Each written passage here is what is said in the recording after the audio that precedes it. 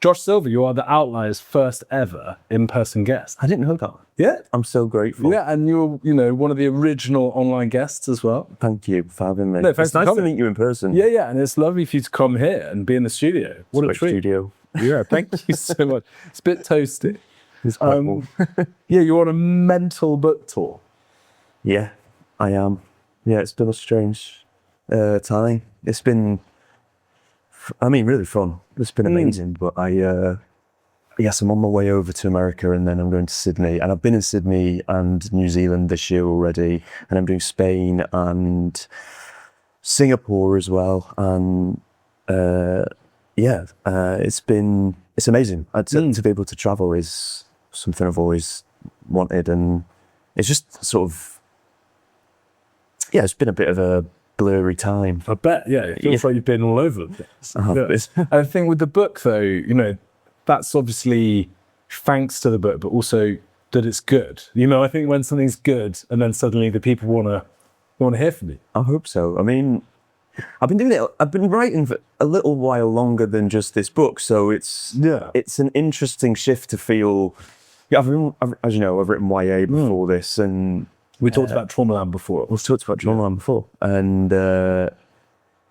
yes, it's just a different kind of thing, really, and it feels like it's reaching an audience, which is really lovely, and I'm getting to meet people who are enjoying it, responding to it, and I think people like to discuss the themes, and it's going down well in book clubs, and people can debate it, and it can polarize some people, which I'm all here for. So yeah, I think it looks great as well. It's brilliant, isn't it? It's a bit of a kind of the list via Charlie XCX. That's exactly right. It's so Hayley Warnham, she's the designer. She's an amazing person at One World. She does the book covers, and she showed me that, and I was like, that is so cool. It's so tubable. It's so tubable. It's so tubable. And I think people, given that books are accessories now, the accessory of 2026. You do want to, if you're going to performatively read, you might as well do it one with a with a cover that's. And our Boys Book Club does have a performative reading session coming up in a couple of weeks, and maybe I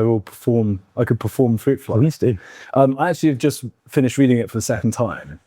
I think sometimes when you read something and you really like it, and you're always scared to read it again. So I think there's a couple of the books over there, but for me, Martyr and Great Circle, those kinds of books that are relatively new that I really liked. I'm like, I wonder if I read them again. If you still like it. Yeah, but luckily I did still like this. Well, that's good. Yeah, I really liked it. Okay. I think because the YA background that you have and the kind of the plot, there's a lot of plot and things happen and it moves very fast and it's very clear. But I think now you've got that adult fiction, literary fiction freedom to kind of talk about things in more detail, more depth, be a little bit darker. Yep.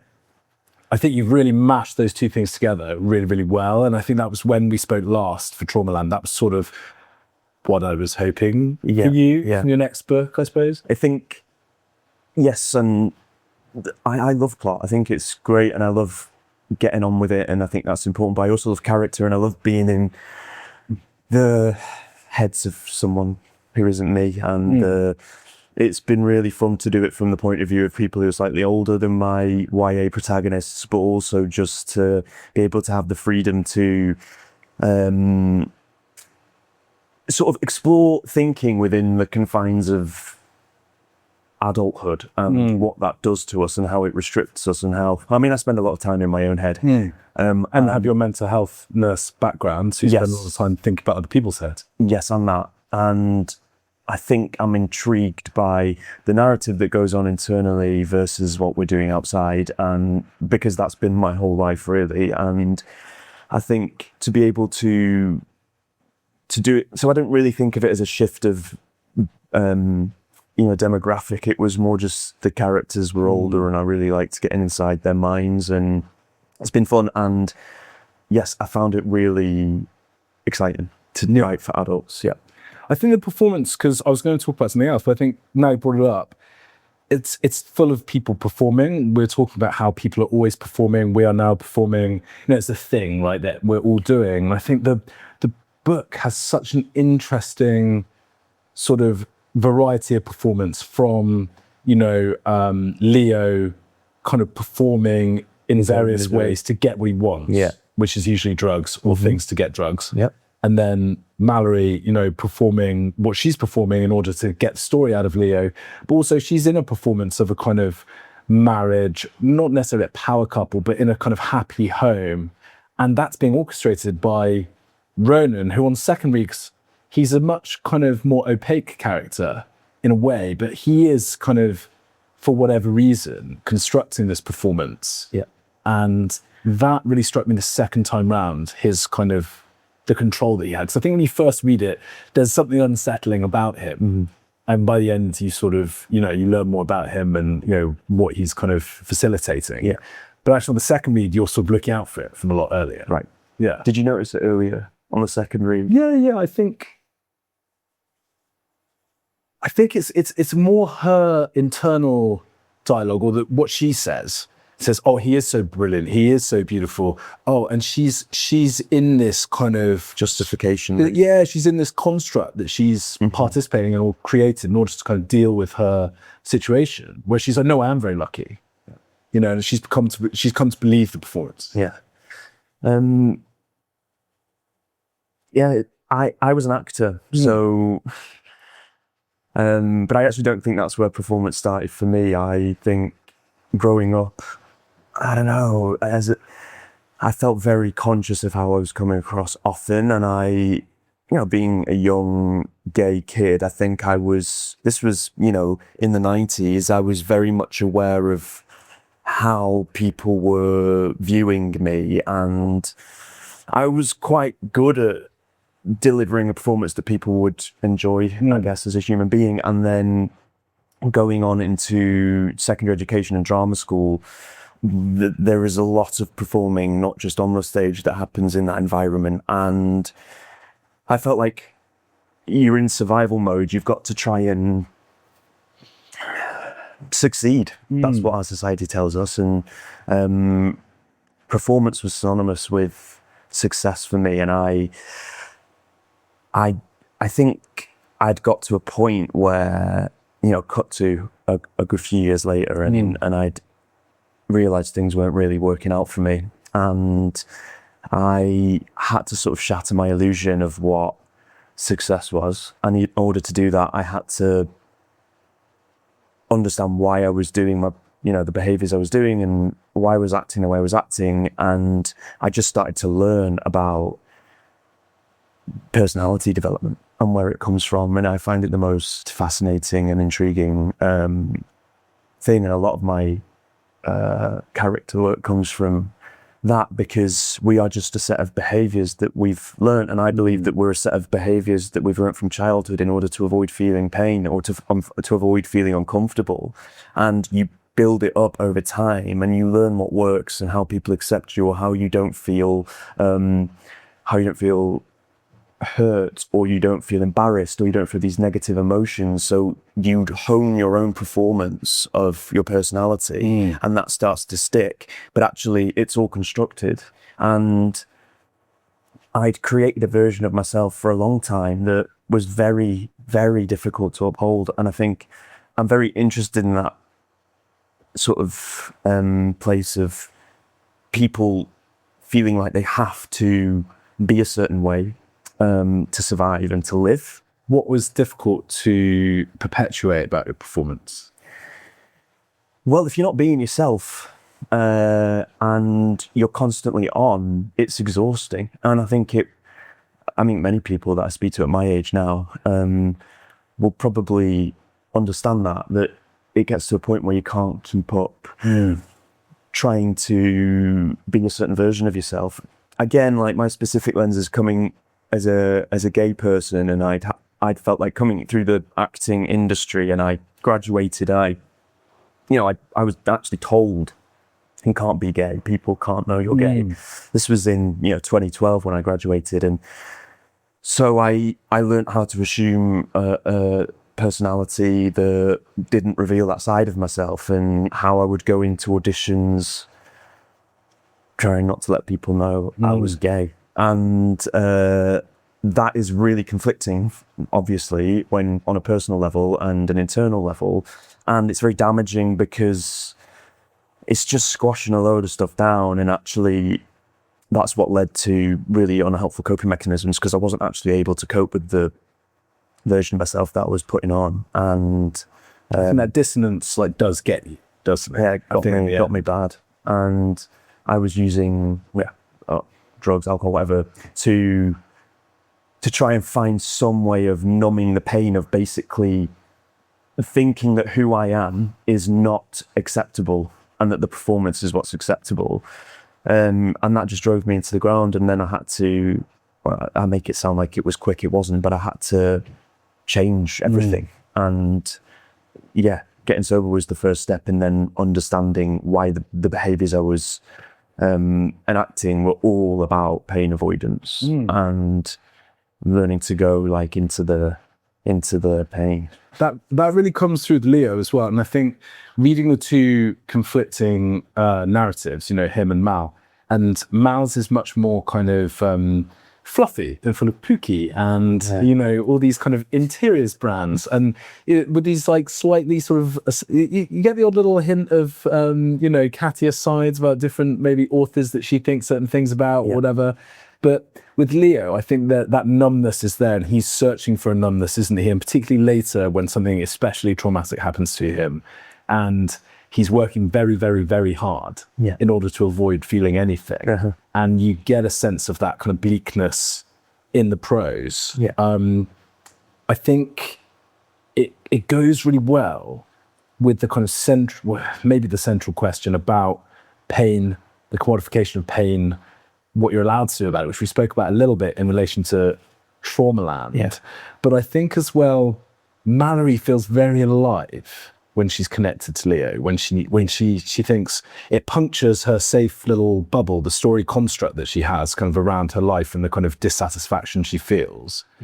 But also I recognized a bit of it in the, because his chapters they're very deadening. The life of the addict is very deadening, and it's very repetitive, and it's focused on the acquisition of one thing. And I think for her then, she comes alive, but obviously the reality in his narrative is the opposite. And I think that's so fascinating, that danger, that thrill, that kind of prurience, that feeling of being chaos adjacent kind of turns you on. That's it, exactly. And I think, because I've noticed a pattern in my own behaviour over time, that when I'm feeling a certain amount of pain, what I will do is throw myself into more of whatever I can get to avoid myself. And I think they're both in the state of doing that. And he is obviously doing that with his need for drugs and alcohol to numb himself out. But Mallory's doing exactly the same thing, avoiding herself by being addicted to his chaos and the sort of validation it gives her, and it makes her feel alive. And that's because she feels like someone else. So she's avoiding who she actually is, and it's addictive for her. So that sort of obsession creeps in because it's numbing the pain of being who she is. And they both are very similar in that respect. And interestingly, she can't make it up. You know, she needs him. She needs his real story. She can't. And there is a point, which again, this struck me on the second read, where there was a sudden point where she actually does care for the person, not just for the process.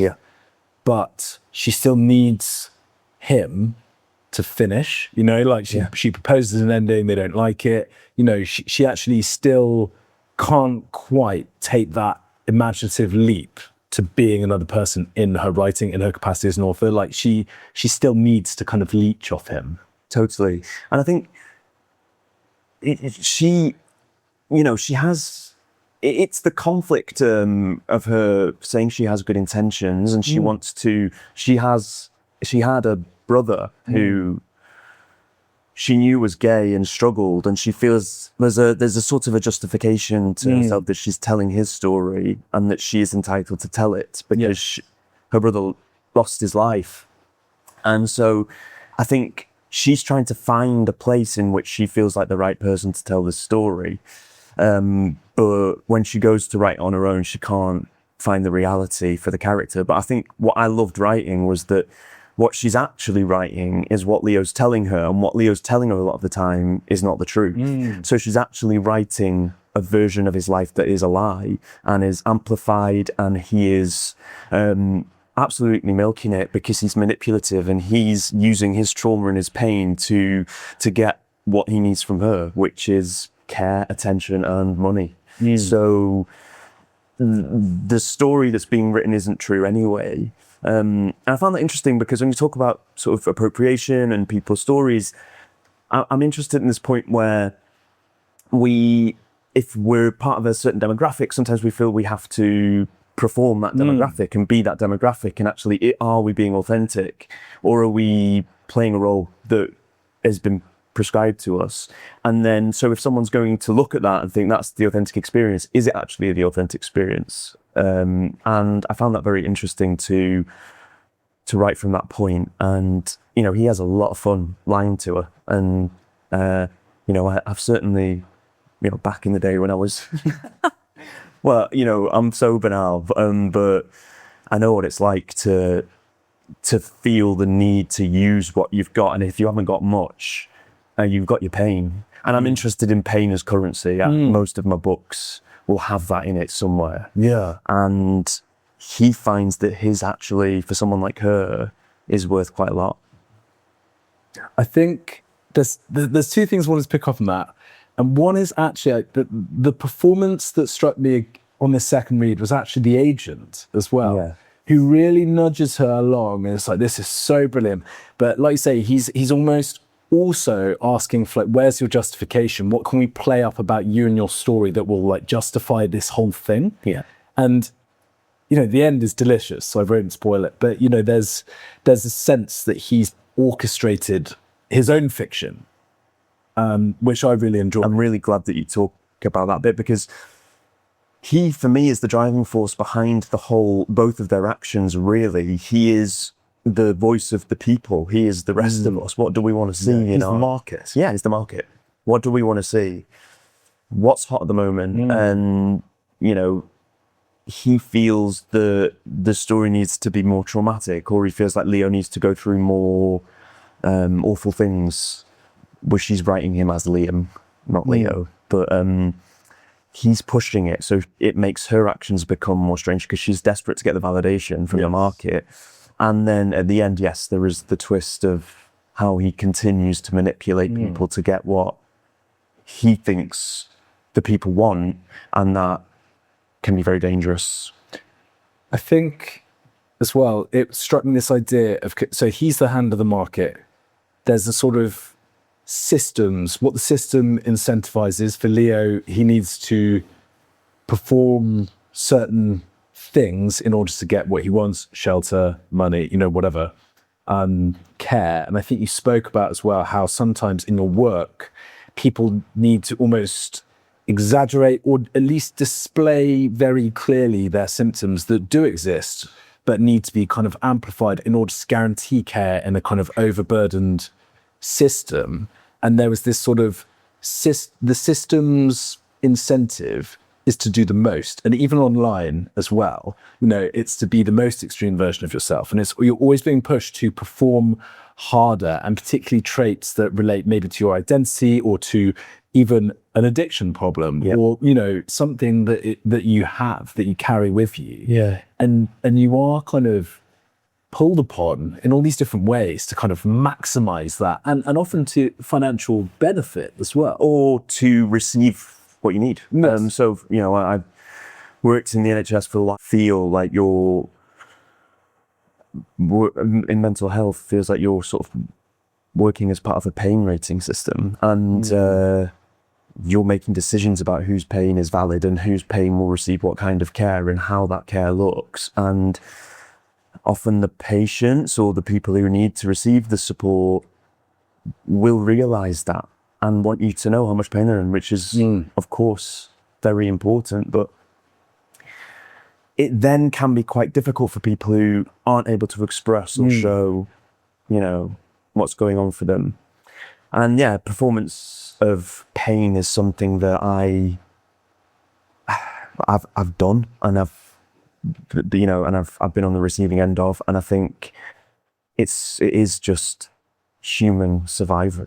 And subconsciously, maybe when we're with people, the dynamic, we can realize this part of me might get what I need from this person. And we're just all constantly manipulating each other, Ben. Yeah, I think we are.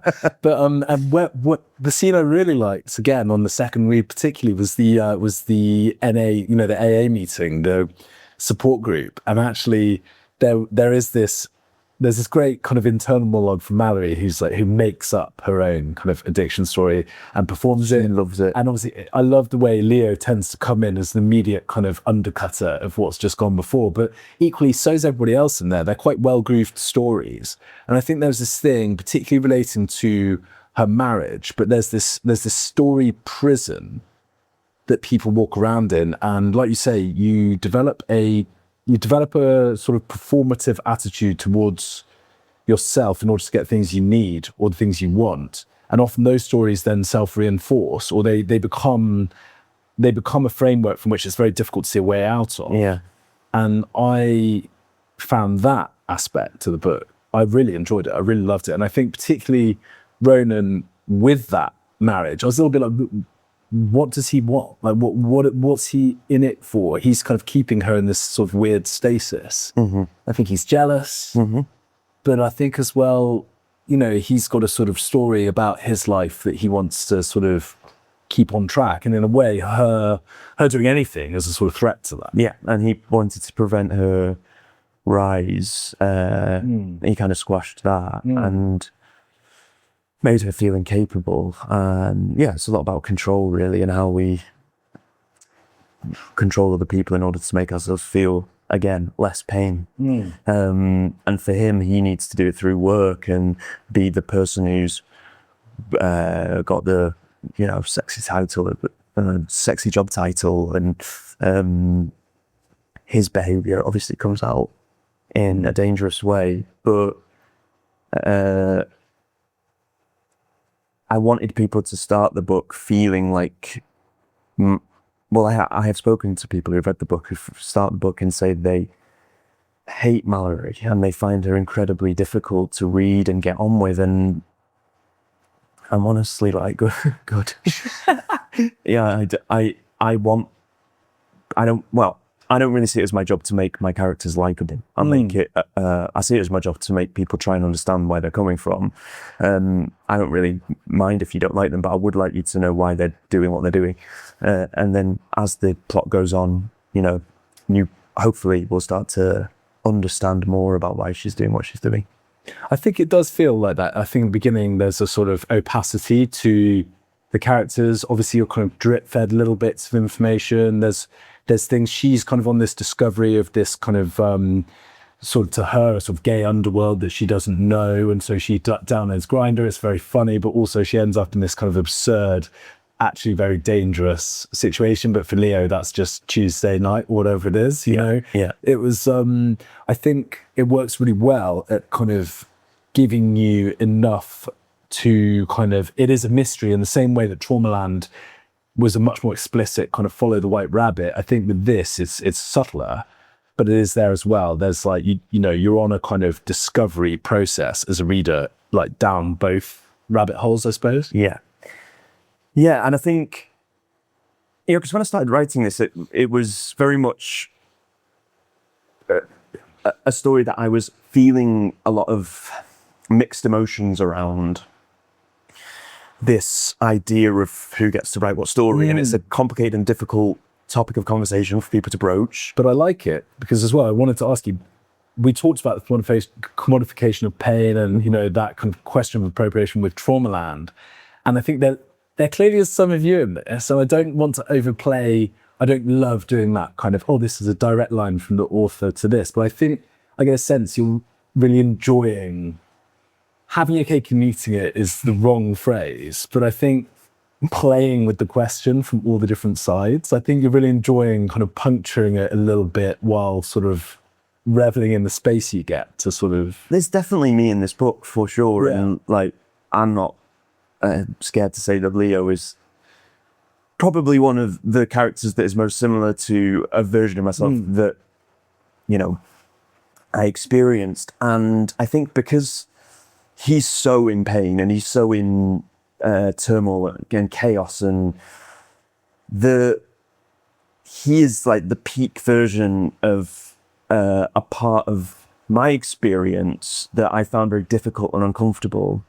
And, so I was an actor, 2012, and then I'm going to these auditions and I'm trying to assume a version of myself that would be castable or likable or whatever it is they want. And then cut to 7-8 years later, and there's this huge shift in culturally where diversity is becoming really important. And all of a sudden, there's this sort of whiplash in that my agent would be saying, no, that they're actually only casting openly gay people for this. So you can be gay now. Go. Be gay. You take your feather boa. Fly on your feathery wing. Yeah, just go and show them, because it's now Show them how gay you are. show them how gay you are. Yeah. Perform gayness for everyone. Perform gayness. So it was so discombobulating and so confusing, and I got angry because I thought, I don't know. It was a hard switch, and I became very disillusioned with. Well, I also just became very confused with who I was, if I'm honest. I don't know who I am amongst all of this. And also, as soon as culturally things start to become marketable, cool, or have currency, people want a piece of it. Yes. And growing up queer in a time where it wasn't okay and it was dangerous, to then all of a sudden it's celebrated and there's a lot of applause that can happen around it. I ask the question, if you're going to take those parts of the queer experience, do you also appropriate the horrendous pain of what it's like to grow up as a gay kid, even still today, especially in certain contexts, religious contexts, what it's like, cultural and societal contexts that make it very difficult for people to be themselves, that can lead to a lot of self-destructive behaviors, or, there are a lot of young men who struggle with their mental health, and I've worked with teenagers for a long time, and up through 20s and 30s, men can really struggle and be incredibly risk impatient. And I think, they haven't been given a lot of, these men have not been given the ability to deconstruct that version of who they're trying to be. And it's very at odds with who they are. And so the pain is very deep of struggling to be authentic. And for queer people, I'm asking, if you're going to take all those good bits, or the rainbow flag, or you're going to put the rainbow flag around your bar of soap that you're selling in your shop and money out of it, you're going to take all that pain too. And do you know what it's like? And I'm always say that I'll start, from a place of creative freedom. We should have that, and it's really important that we do. But I do ask about intention. What is your intention with telling the story, and who's benefiting from it, and who's making money from it? And I find that interesting, and it's difficult for lots of people to have that conversation. And the publishing industry is a place in which this conversation lives and breathes, especially when it's a selling point to say we champion diverse voices. And I think you get a sense of that through the character of the agent and the tagline, go gay, go sad, go dark. And that's what's in now. But next there'll be something else. At the end of the book, he says, cozy horror, sort of rural horror. Stand decides. And, I saw you went to the Gower. Were you thinking about your own cozy horror? Well, I did write most of the book at the Gower, yeah. Did I tell you? Yeah. Well, I'll tell you what actually happened. So with the ending, I had a few conversations with my publisher, and I wrote this ending, and then I sent it in, and I think we had a couple of weeks before it was going to proofreaders, and I had sort of boxed it off, and I was going away to sort of, get out of it. And I got on a flight and I landed, and then I just had this realization I wanted to change the ending of the book. And I emailed my editor and I said, hi, I really feel like I need to change the ending of the book. If you could just give me a week to finish it. And then my editor was like, oh, okay. And then I sat down and I wrote Mallory, emailing her editor, saying, I feel like I need to change the end of the book. If you could just give me a bit of time.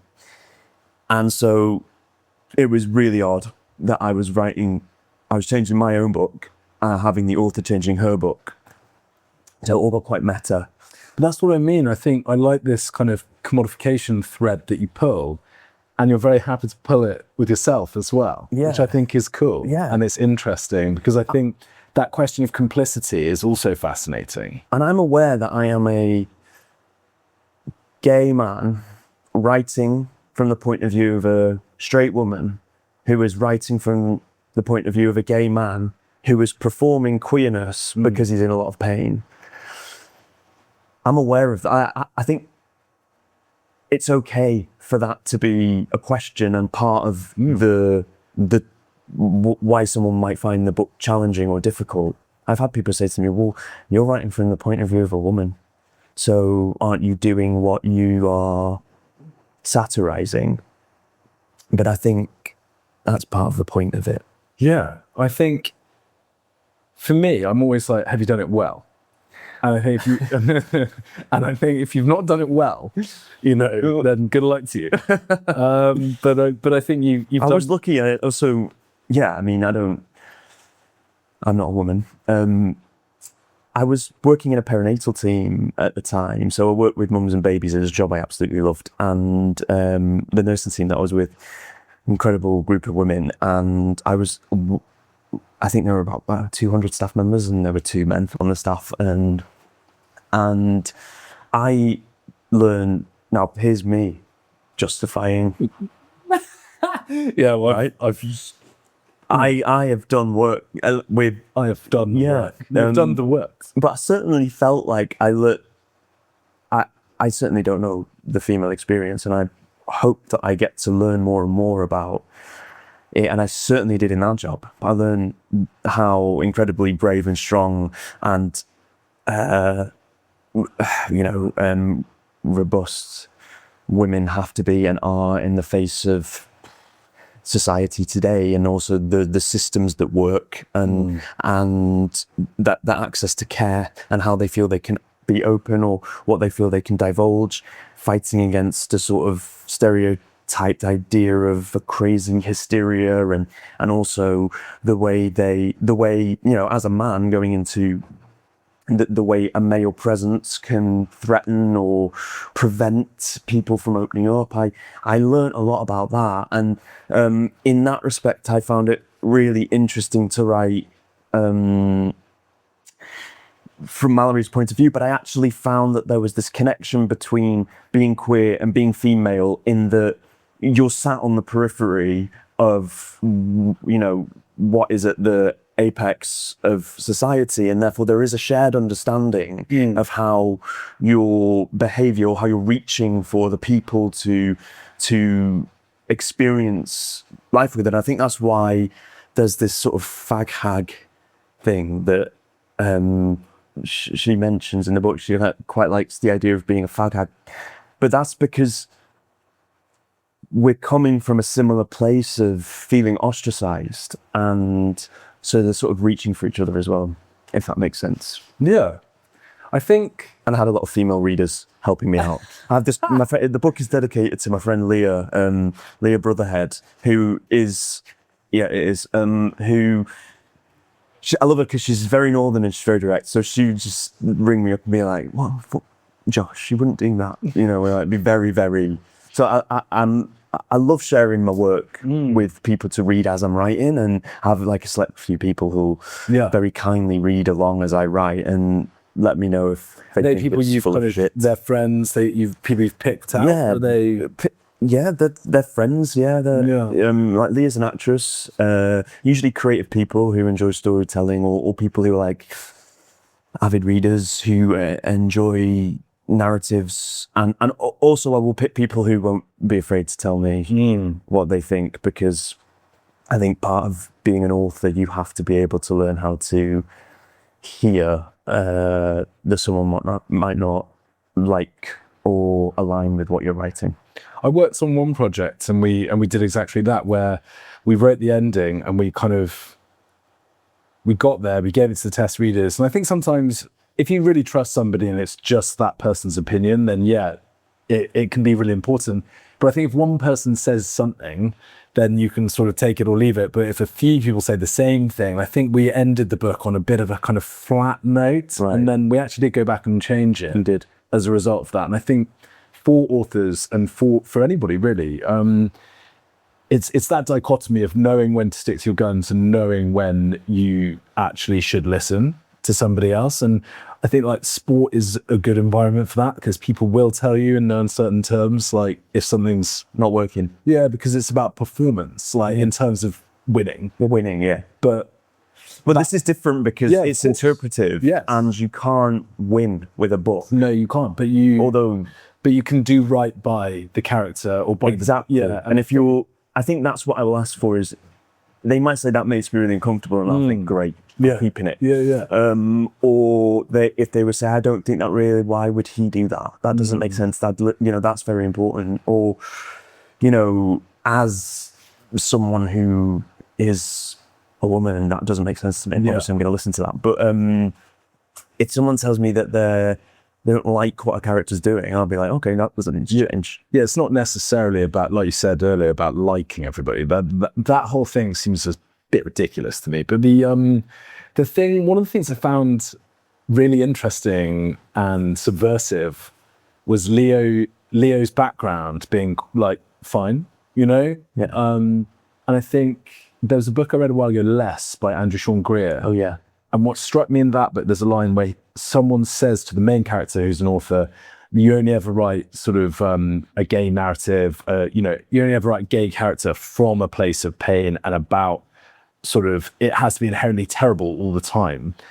And that's not great, because sometimes, you don't have to live a miserable life because you're a gay person. I think the thing here that's so interesting in the divergence between his real life and the life of his character in the book, who has a relentlessly miserable time.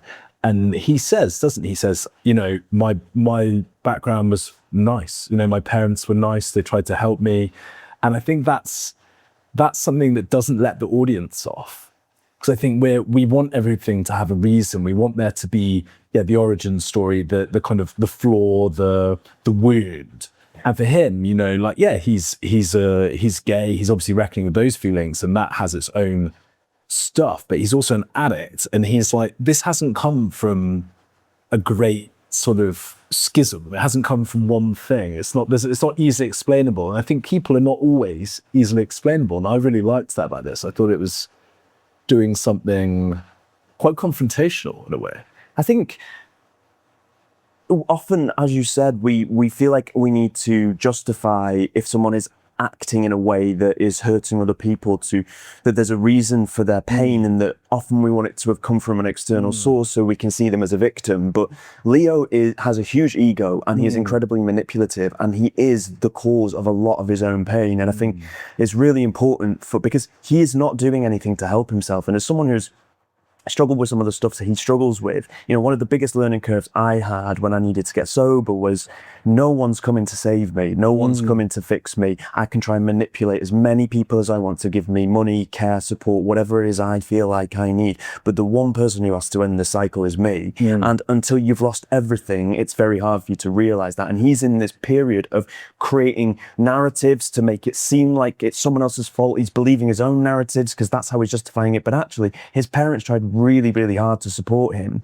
And I think as I've grown older and, I look over my own life and I think about my own parents and who are amazing and have supported me incredibly. It's been a journey for all of us, but often people are doing what they think is correct at the time, and we don't need a villain. And often the person's behavior themselves can be, and the pain can be created by themselves. And also another thing I wanted to put in this was with chemsex, because it's a very uncomfortable conversation for lots of people, but those rooms are people that you wouldn't expect, and it isn't just people who have had childhood trauma and people who have, had a really objectively difficult life. It is an incredibly addictive world that perpetuates, or, in my opinion, can glamorize escapism, and is very dangerous. And you'd be surprised, I think, at the sort of the lives of the people that can end up there, and it doesn't really discriminate. Sometimes it's easy to think that these things are for the Leos. Yeah. And like you say, they're actually kind of much more kind of cross-sectional than you'd like to think. Yeah. And, and the idea that what this book does well as well is it's very local. It kind of doesn't leave this area. Yeah. And actually, there's lots of, she fires that grinder and there's all this stuff. She's like, this guy's 150 meters away. Yeah. I probably know that. Yeah. I think it's like, it is fascinating. I think, again, it's slightly sort of toys with that chaos adjacent, that prurience, that sort of curtain twitching, wonder what they're doing, and people are living sometimes. Well, we want to see behind the curtain of who people really are. And often we're sat in conversation and you're thinking, I wonder what they're actually thinking right now about what I'm saying, or I wonder what they actually, their opinion of me actually is, or are they even thinking about me right now? What's going on in their brain, and what kind of person are they actually? Do they actually think like the words they're saying? Because we can say anything. People can say whatever the fuck they want. But a person is their behavior, really. That's who we are. And I think I'm very interested, and there's a lot of it in the book with Mallory, particularly where she'll say a load of stuff, but she's none of those things. And you have that with even Joni, her friend. She's performing. And her mum. And her mum. Her mum is in this, a bit like I said, has this kind of armor class, there's maybe a sort of class wound. She's also been left previously by her husband, and she gets her clothes, beautifully dressed. She's well made up, but it's all it is armor for her to kind of confront the world on the terms she wants to confront it on, rather than, maybe who she exactly is. Yeah, and that's what I feel like. I feel like that's what life is. You're building up a set of behaviors, a set of personality traits that is your armor against feeling anything uncomfortable. And so you can lean into them and rely on them, but actually who we are underneath that armor it's very difficult for us to reveal it, because it's exposing and it's vulnerable. And especially for men, they really struggle to do that, to have parts of them that might be seen as soft or gentle, for example. We build up a robust armor, and even within the queer community, gay men do this too, because they don't want to be, a lot of people don't want to be seen as sensitive, because that's a word we grew up hearing a negative connotation around. And so you sort of have to straighten yourself up, and I suppose it's a sort of pejorative term. Yeah, and you have to become more masculine. But it's incredibly painful to continue that performance. And I actually think it's so refreshing and often quite rare when you meet someone who is sort of shed the illusion. And I actually feel, from what I've experienced, often you have to meet a certain amount of pain in order to make the choice to start deconstructing the illusion of yourself. And I think for me personally, I relate to Leo in this. He has to push himself, or he has to get himself into such a corner of pain for him to actually start doing what he needs to do to get better. Because most people won't really change until they can't cope anymore, until life's fucking them over. Yes. And then you see people shift and change. And, I talk about the June quote in there, about going through pain, and on the other side, I will remain. And I actually find that quote to be so inspirational, because I do think it's a doorway for us to be able to, it's like an opportunity to meet parts of yourself that you've been scared of, and Often I'll meet people who've been through some really horrendous stuff, and they will be very inspiring, or there'll be something about them that feels very authentic. I guess you start to change your perspective on what's important and who you are. But I don't know. I don't think they need to, for me, this is not traumatic necessarily, but I used to be a professional rugby player, and that's something that really encourages you to develop an identity around it when things are very consuming. And it could be, working in any kind of high stakes profession, or there are ways and means of forming identities around certain things. Then when they stop, and if it's a career that you just can continue no longer, you then get, like you say, a bit of an opportunity to kind of refactor, remember maybe who you are a little bit. Yeah. And actually, in some of those environments as well, I actually found them to be very accepting places, but also they were sort of off topic. Yeah. There were things that were a little bit Mercer, mental health probably being one at the time, which I think has improved. But now, I saw it as an opportunity to sort of, I actually got to think about my friendships very deeply and say to some of my friends some of those things that maybe you've kind of got lad armor in the way of before. Yeah. And actually, it's been great. I've really enjoyed it. And I think, well, it's a shame we couldn't have done that, a bit sooner. Yeah, absolutely. A little water break. Yeah, thank you for my sparkling water. I love sparkling water. Best sparkling water I've ever had, that, Ben.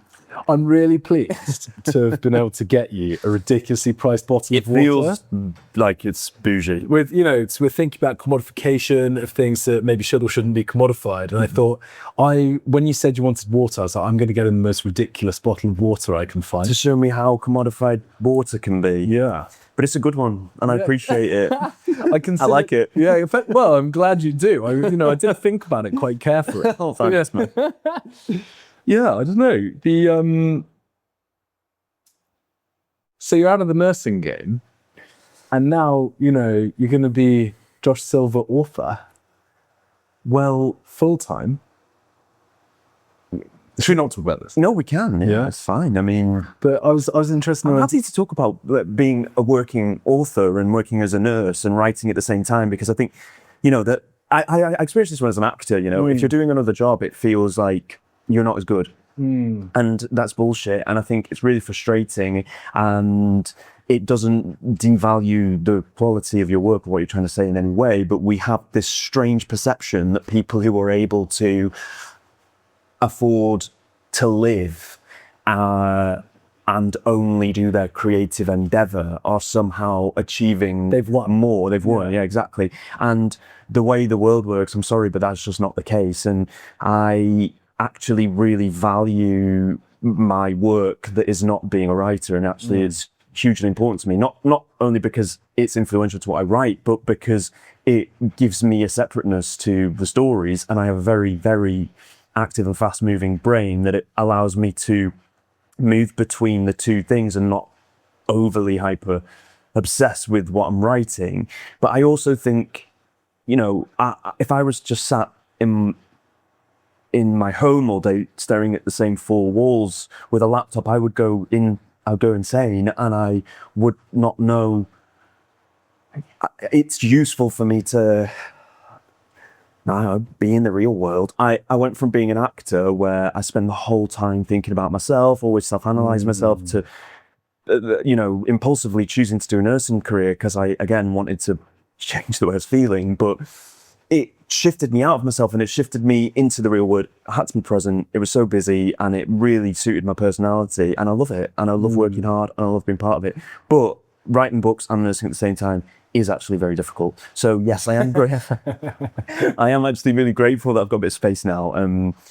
We'll see, but I'm enjoying writing my next book. Yeah.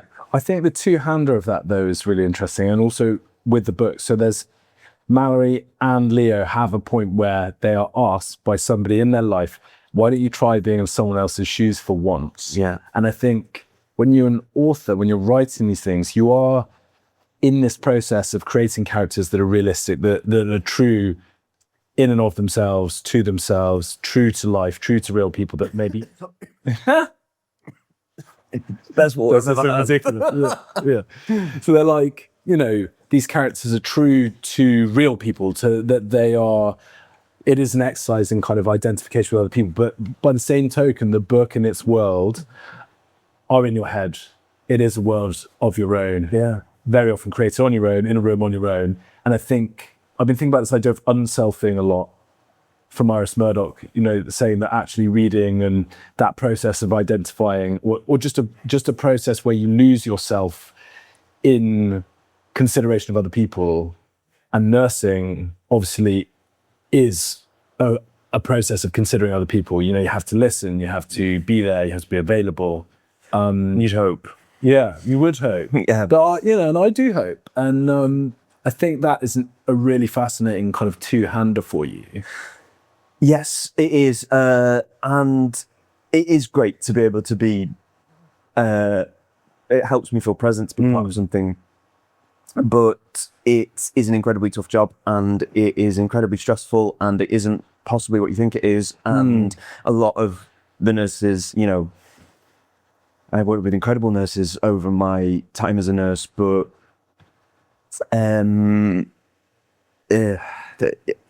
we can get into this if you want, but it's an incredibly difficult profession to feed. It's exhausting, and there's not much return. And I think, it's not an incredibly, mental health nursing is the particular avenue I know well, and the amount of nurses that need their own mental health support is ironic. So now that you are going to focus on the author for a bit, but I'm interested in this idea of performing the author. What is the author? There's some other authors kind of pop up in here. Virginia Woolf pops up a few times. She does, yeah. But I was interested in that kind of, What does the author look like? Yeah, well, what is an author? Well, I can tell you what me as an author looks like. Yeah, go on. It's pacing around constantly in my own head, trying to figure stuff out, absolutely trying to figure out the plot, or like going for walks up and down the canal, around the park, like not being able to let go of something, coming back in, sitting down, drinking extreme amounts of coffee and typing. But I also mean this kind of thing. Oh, I don't know. I mean, I try not to say anything that would get me in too much trouble, but I'm also... So go on. I'm also like, I don't really... I'm trying to get to a point where I just try not to do that, to perform. I know there's an element of it in everything, but I have been exhausted by it in my life, and I don't know, what does an author look like? I've met some incredible writers and creators who don't have like turtleneck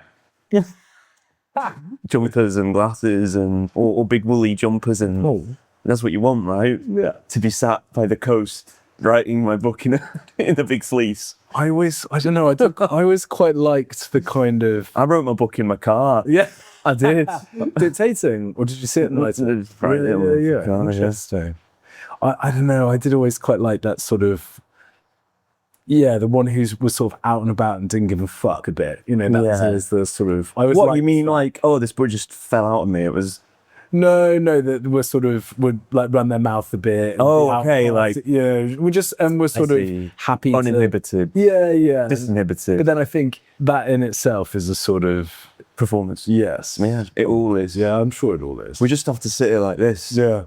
But yes, I think it's exciting. I'm really, really looking forward to not nursing for a bit. I'm not gonna lie, and I'm excited to travel, and I'm excited about my next book. I'll be honest. It's really fun to get into the heads of different characters. Anything you want to share about it? It's about.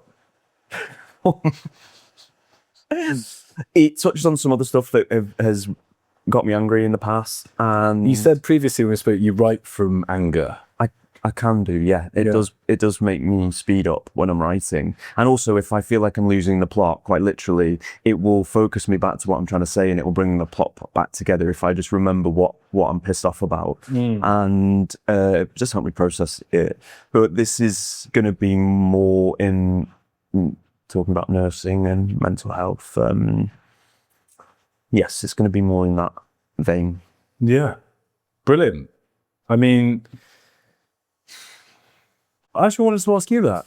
Yeah, I've been spread very thin. I had to read this bloke's book again. But actually, what else have I been reading? Is anything there?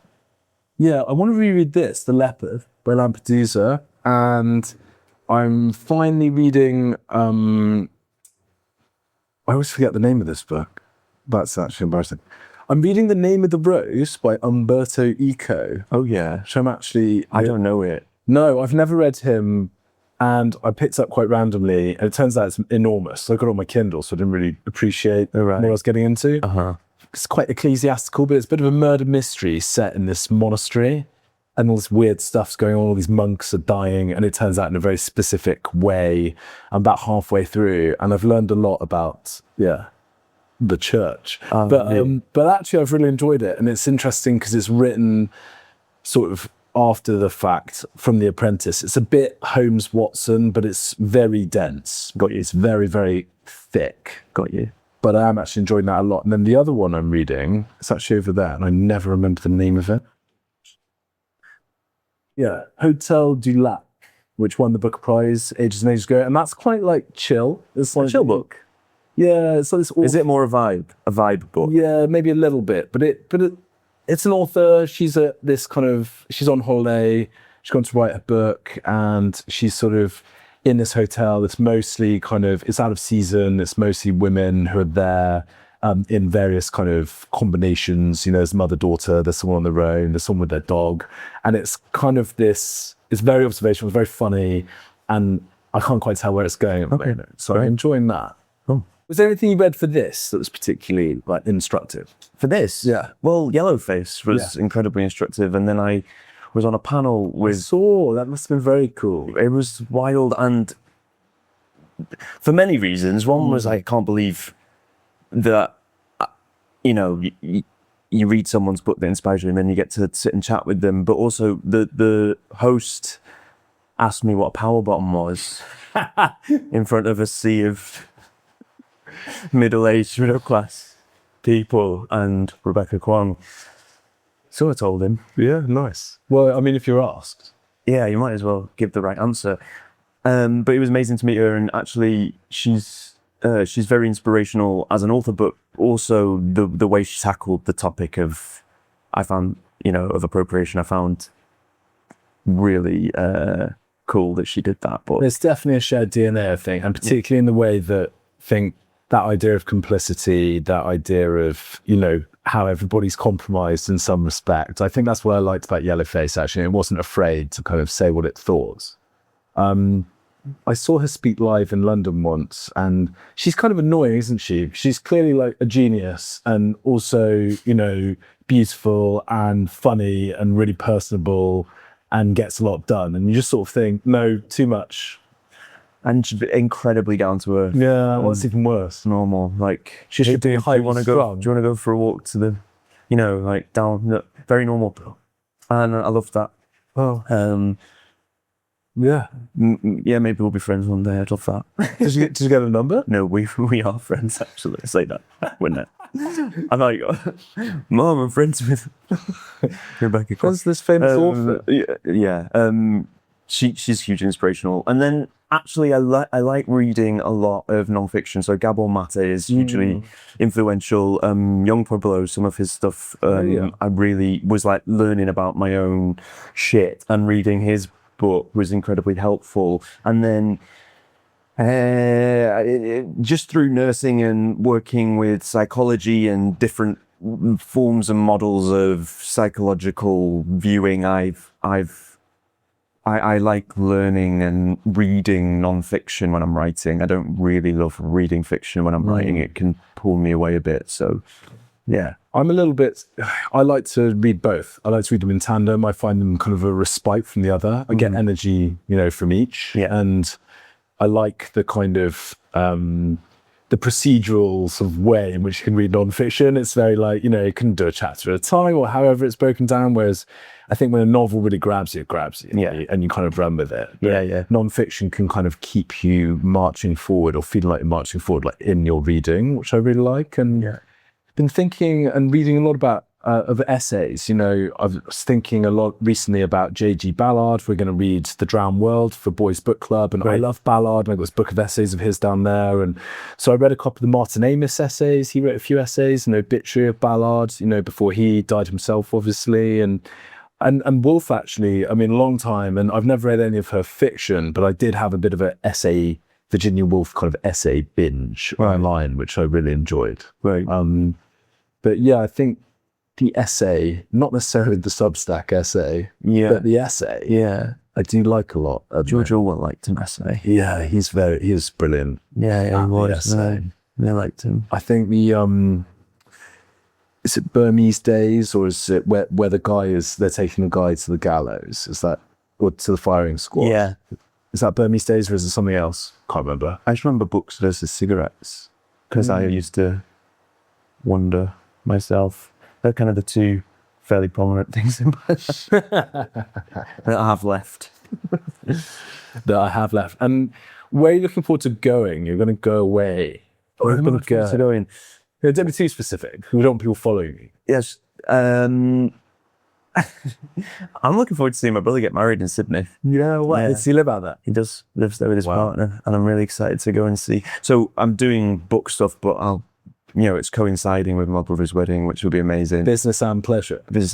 And I love New York, and I'm going there next, and I love that city. I love the energy, and I love the people, and I have some fantastic friends there who have been part of my sobriety journey, but also because I was out there a long time ago doing a play on Broadway, and the experience was very messy. And then, I've gone back sober. It's such an amazing city to visit as a sober person. It's so energetic and revitalizing. And I if I could move anywhere, you'd see me living in Brooklyn for sure.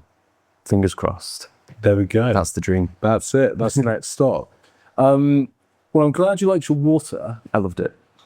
Thank you so much for the. Thank you. And thank you for coming. Thank you for being the first guest in the Outlier studio. Such a pleasure. Thanks. Yeah, for what a having treat. me. And congratulations again on this brilliant book. I really, really enjoyed it. I'm delighted it held up to a second read. And, I think you deserve all the success that is doubtless going to come your way. Thank you. And I hope that this next year is going to be incredibly exciting. Yeah, thanks, Ben.